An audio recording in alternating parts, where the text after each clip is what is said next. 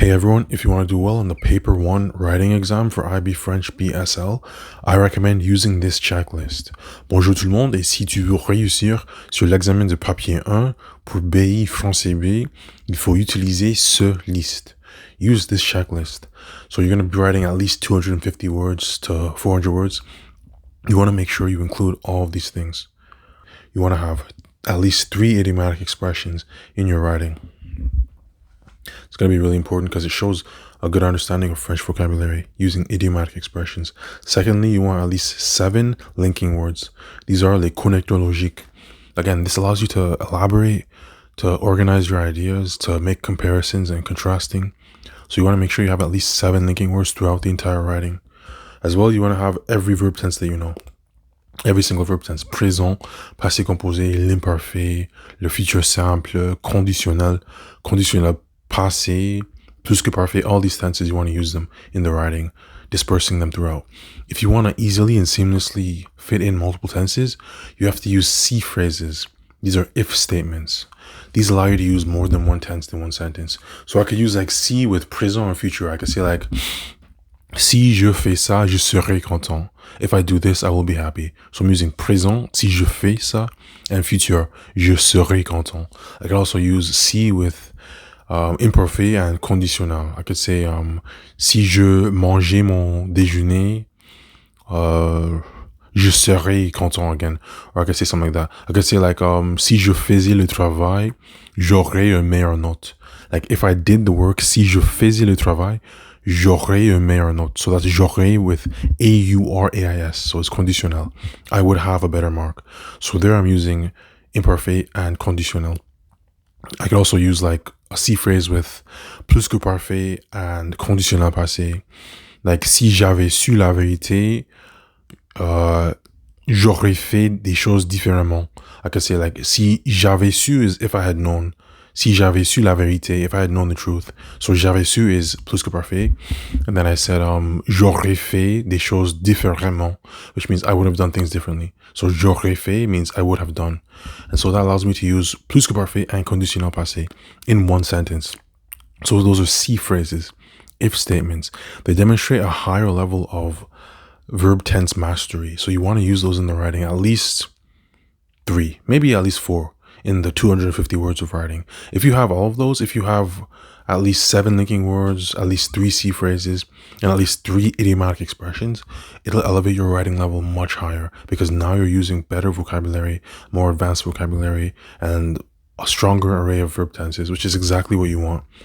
Another really important thing, probably the most important thing, you have to follow the format of the text. And so based on the paper 1, you're likely going to be writing based on the prompt they give you, like an article or a blog or an email, a proposal, a brochure, a letter, a diary entry, like journal intime, a diary entry.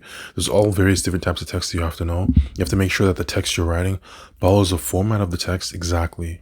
So if it's a journal, for example, you have to have like cher journal, like dear diary at the beginning with the date and with your direct thoughts written in first person. You have to make sure that the format is followed correctly. That's another really important thing for the criteria to score high. So make sure you're following the format of the type of text. And then just to go over it again, you want to have 3 idiomatic expressions at least. You want to have at least 3 si phrases, if statements with various verb tenses. And you want to have at least 7 linking words, like connecteur logiques. This is how you're going to score high on the paper 1 writing exam. This exam can be tricky when your vocabulary is lacking. So make sure you have this. And then second of all, you have to avoid common mistakes. Or you can't score a high grade if you're making mistakes. So your grammar has to be perfect. And you have to avoid mistakes such as failing to include adjective agreements. This is one I see really commonly in a lot of students. So your adjective has to agree with the noun that it's describing.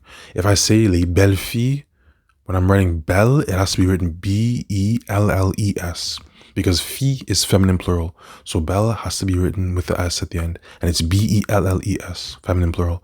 If I say, for example, les choses amusantes, notice les choses amusantes because chose is feminine plural. Amusante ends in ES. So the adjective amusante has to agree with the noun chose, which is feminine plural. So you have to make sure you have adjective agreements. This is one of the biggest mistakes students are making. I'd say the second biggest mistake is messing up verb conjugation, especially after qui. So if I were to say like a student who works hard, un étudiant qui travaille dur, I have to make sure that the travail after qui is conjugated based on un étudiant. So it's like conjugated like il in singular. You have to make sure the conjugation of the verb is consistent with the subject. So it's just subject-verb agreement. A lot of students mess this up when they're writing a sentence with like multiple subjects. So I could say like, il y a un étudiant qui travaille dur, mais il y a aussi une autre qui ne fait rien. So there was a student who works hard, but there's also another who doesn't do anything. In that sentence, un étudiant qui travaille dur, I have to make sure that travail is conjugated based on étudiant, and then l'autre qui ne fait rien. So you have to make sure your conjugations are consistent with the subject. Subject-verb agreement. So make sure you're having adjective agreements where your adjective agrees with the noun it's describing, and subject-verb agreements where your verbs are conjugated properly based on the subject doing the action. Those are the biggest mistakes. There's other things too, like saying beaucoup de. Never say beaucoup de. It's always beaucoup de, even when the objects are plural. Like a lot of people is beaucoup de personnes. Never beaucoup de. Never moins de. It's always moins de. So those quantity statements, beaucoup and moins, are always with de. That's another big mistake. Make sure you have that consistently. As long as you avoid the key mistakes and you're implementing the proper vocabulary in my checklist, you'll do well. You can check the checklist again down below in the comments. If you want to elevate your vocabulary, download my free IB French vocabulary guide on my website, nathanstutoring.com. If you want to learn the other mistakes that you need to be avoiding and learn how to write every type of text for the paper one, get my free paper one handbook on nathanstutoring.com. Elevate your game. Let's all get sevens on the IB French exams. Au revoir. Bonne chance.